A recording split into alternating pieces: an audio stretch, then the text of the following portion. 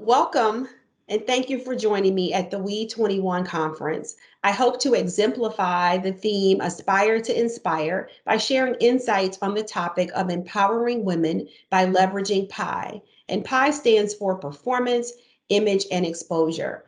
I encourage you to get all the conference has to offer by participating in workshops, networking events, and keynote addresses. In addition, if you're planning a career change, I encourage you to attend the virtual career fair, which will be held on October 26th.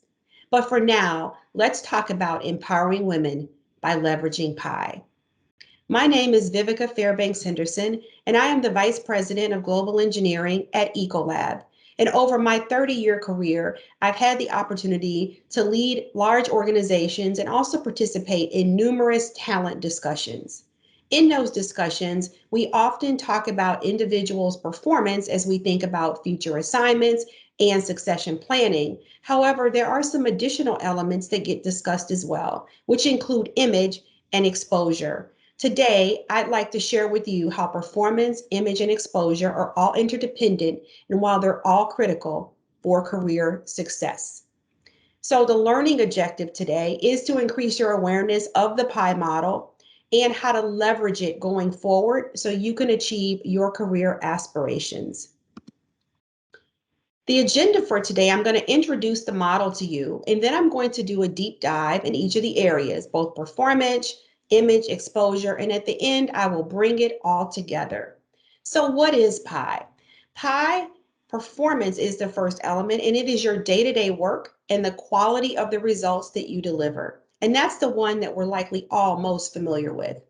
Image is how you present yourself, and importantly, how other people perceive you. And finally, there's exposure. And exposure is who knows you and who knows what you do.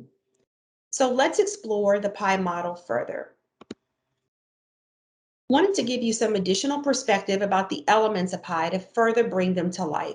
So when we think about performance, and you'll see performance is in blue, it's about sustained contributions over time. It is not only about doing great on one project or one assignment. It really is about your performance over time. It is about utilizing your skills and abilities. And the more we get to utilize our skills and abilities, often the more we're able to contribute and the more productive we are. It's about the value creation that you deliver for the business and always understanding how what you do with your piece of the pie, how you impact the company's overall goals. And finally, it's both the what you deliver and it's how you deliver it.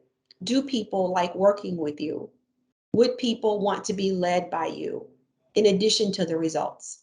So now let's pivot over to image, which is in red.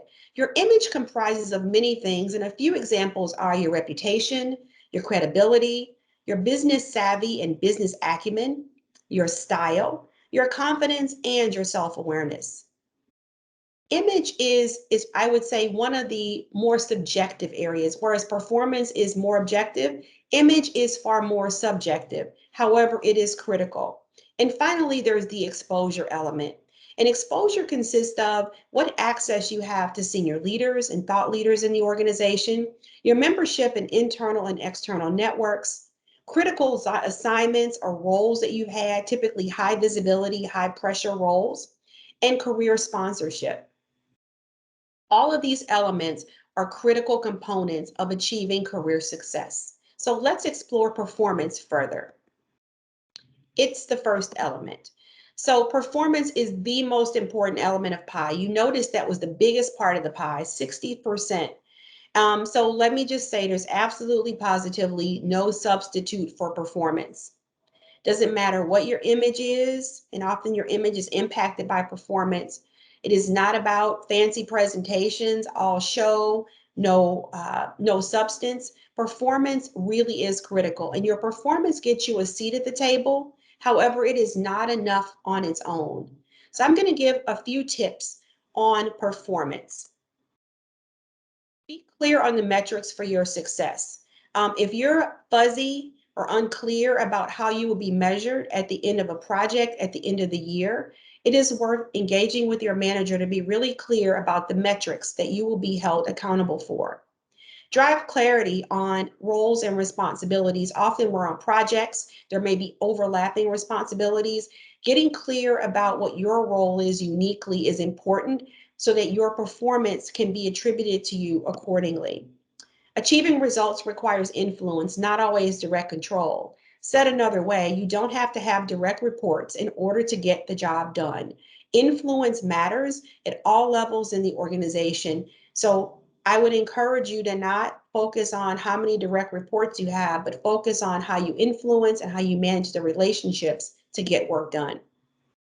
Understand the needs of your stakeholders, especially in a matrixed organization. Many of us have dotted line, solid line relationships across organizations, and those that you are connected to may have different needs.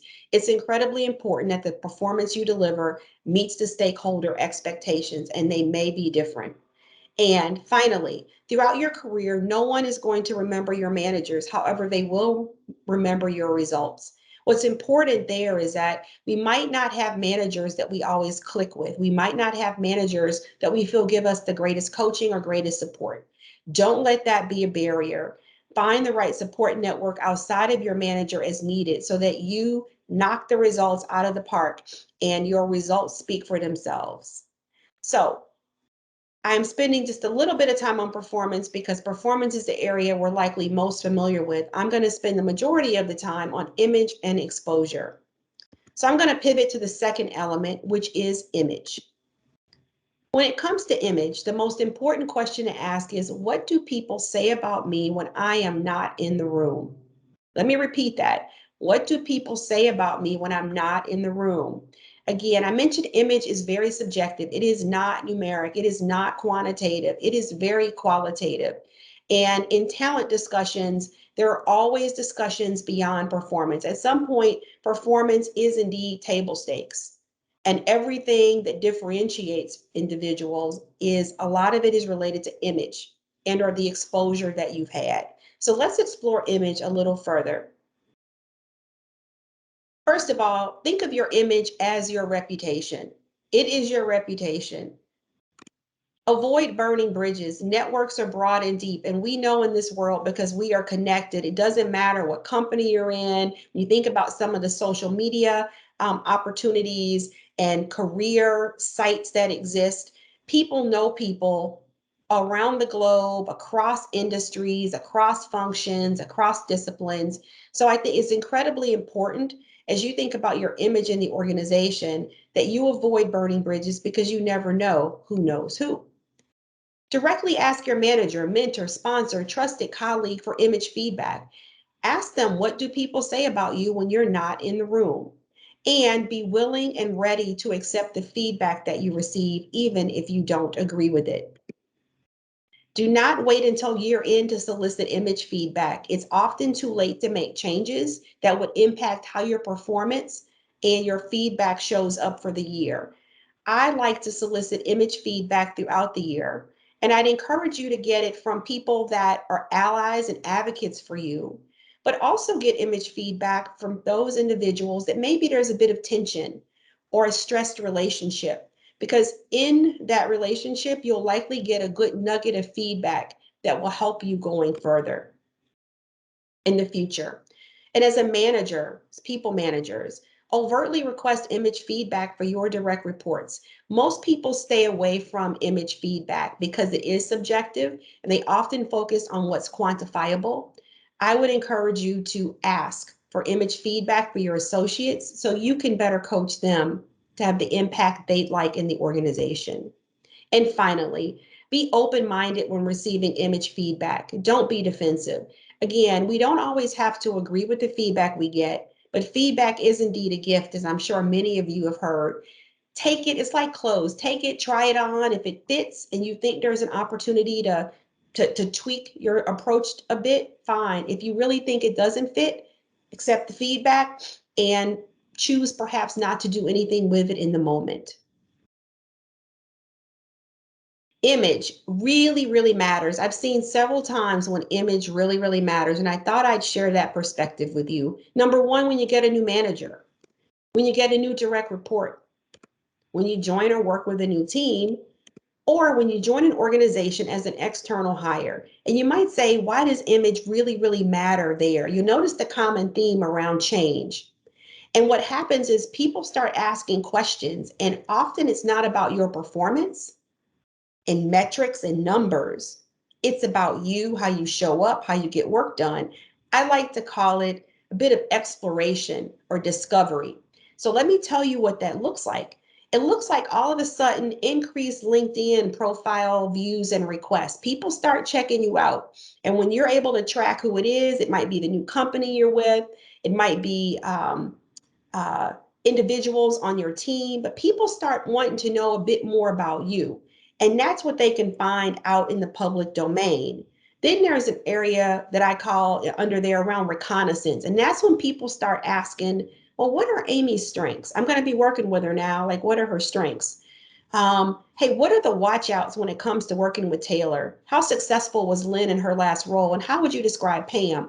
These are examples of the types of things that people do when change happens. And this is all focused on image type questions. So I'd encourage you to keep this in mind. You might even find yourself or reflect and go, yep, I've done that before when you've gotten a new manager or you've gone to a new organization. Remember, we all have a professional reputation that is directly correlated to our image. Do your homework to find out what your reputation is. We all have strengths, opportunities, and blind spots. And so the feedback that we get back, especially on our image, is incredibly important because we might not recognize that we are doing something that conveys an image that we don't intend. And finally, feedback is a gift. And there's a model that I heard that I think is fantastic, and it's the WWW-EBI model. And it's the what worked well, even better if model. And that way you set it up with the right intent on the front end. At this point, I'd encourage you just to take a minute or two to jot down a thought on who, the 1 to 2 people that you will go specifically ask the question, what do people say about me when I'm not in the room? I'll give you a couple seconds to think about that.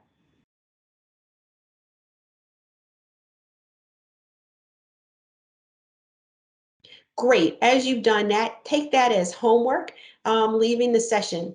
And hopefully you get some insights that allow you to pivot a bit that will further help you grow and develop.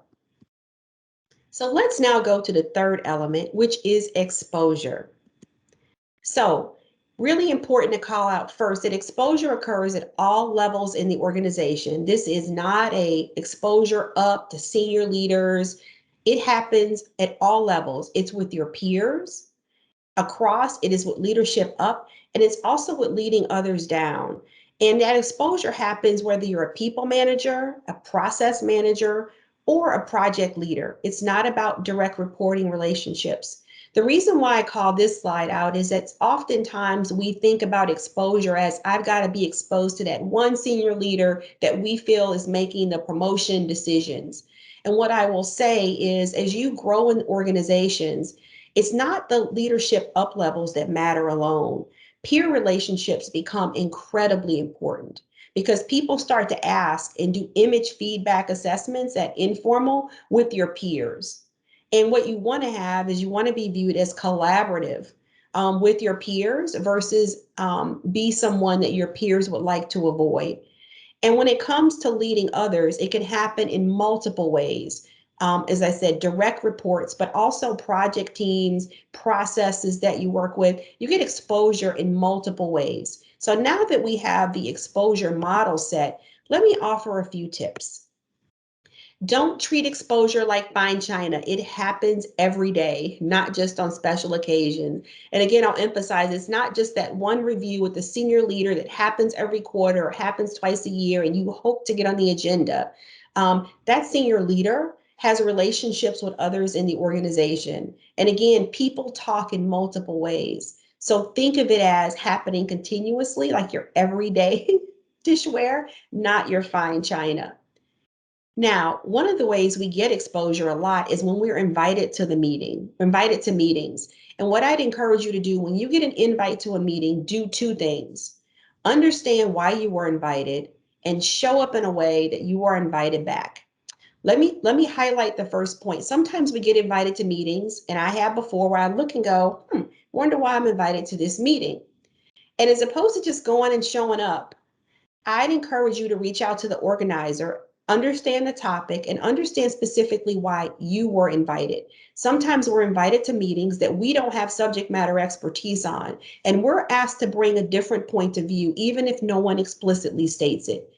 The second point about show up in a way that you're invited back, that means ask a question, share a thought. By understanding the objective on the front end and even getting some pre-read, you can formulate a good question, a point of view that you can articulate in the meeting. Often, if you show up to meetings and you're the quiet one, you might not get invited back. And we've all, in the midst of the pandemic, we have gotten very skilled at working virtually, to say the least. And there are a couple points that I'd like to call out here. When working virtually, don't be invisible. Some people feel like, hey, I'm virtual, I'm going to call in on audio. No one's seen me. I kind of, out of sight, out of mind. What I would say is when it comes to virtual, don't be invisible. That means reach out, do virtual coffee chats, do virtual lunches. Stay connected with people so people don't only hear your voice. Stay engaged. Often it's very easy, right, to multitask when we're on calls, especially if the video's not on. Stay engaged. You don't want to be the person where you hear your name and you ask, I'm sorry, could you repeat that question? That's code words for I was doing something else, wasn't fully engaged. Could you catch me up on what we were just talking about? So stay engaged. And finally, utilize video. Not everybody does this, and sometimes we have video fatigue. I'd encourage you to consciously choose days and meetings when you will be what I call video ready. So if there are certain people that you're on calls with, and I have some that I am, who I know will always be on video. And the first time I had a call with them, they were on video and I wasn't. I was ready for all subsequent meetings with that individual to be on video. I'd encourage you to do that. It doesn't have to be all day, it doesn't have to be every day, but it should be sometimes so people can stay connected. I'd ask you here, as you think about exposure tips, to think about the one thing you would do different when it comes to your exposure. I'll give you a couple seconds to jot down homework assignment number 2, outlining what's the one thing you're going to do to increase your exposure.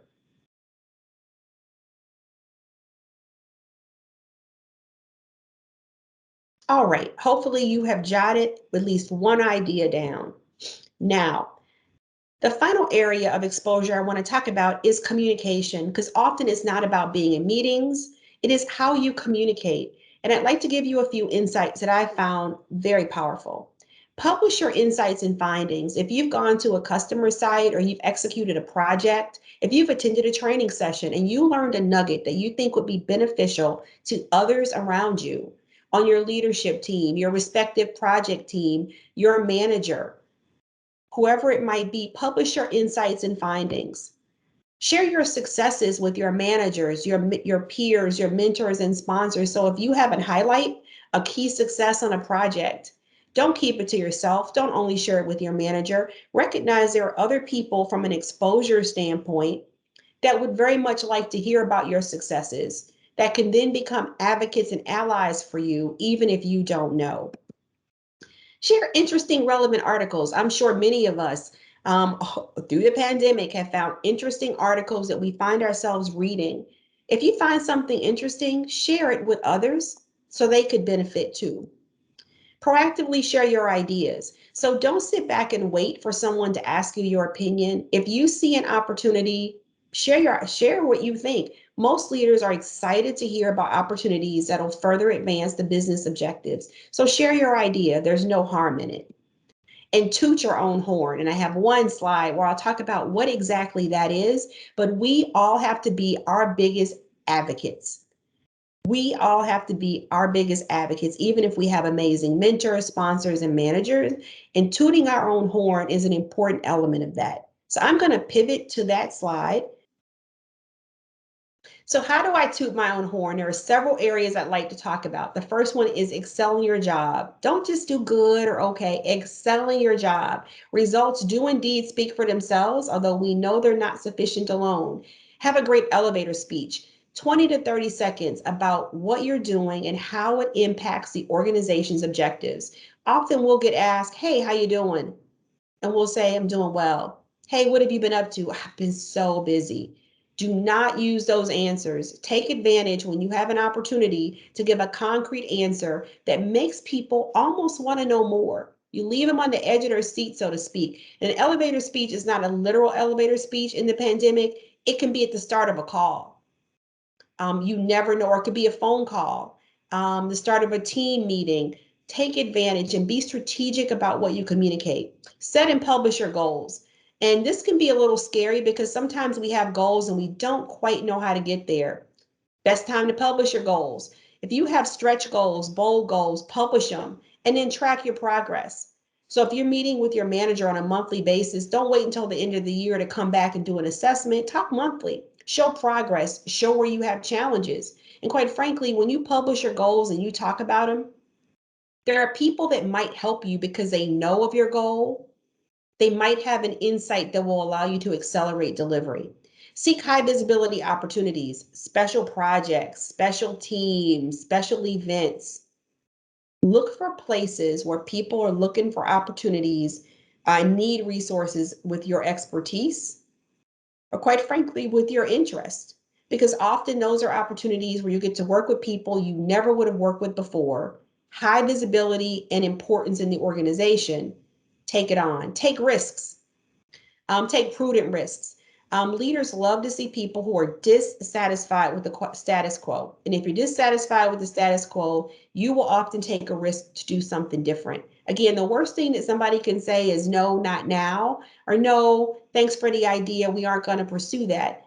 But give it a shot, because the upside is that somebody might say, that's a fantastic idea. Don't know why we didn't think of it. Go forth. And finally, advertise your achievements. So write reports. Even if you don't like to report, write reports. They don't have to be lengthy, but just write. Because writing and writing in a concise executive summary with content sort of way really allows people to see how you think, see how you connect dots, how you talk about the impact that you're having on the business. Communicate verbally. Of course, everything doesn't have to be written. Use leadership language. So whatever language matters in your business, in your division, in your function, in your group, tie back what you do in a way to language that matters. Is it budgets? Is it on-time project startups? Is it gross margin? Is it revenue? Is it innovation launches? Whatever it is, tie back what your leaders use as language to your results. And finally, share credit appropriately. Very rarely do we do anything on our own. We all have our unique roles, but we often work with others. And we don't take away from our success when we give credit to others. In fact, we build allies in the process. So do share credit appropriately. I'd ask you to pause here and think of one thing that you are going to do over the next month to toot your own horn. I'll give you just a moment to think about that.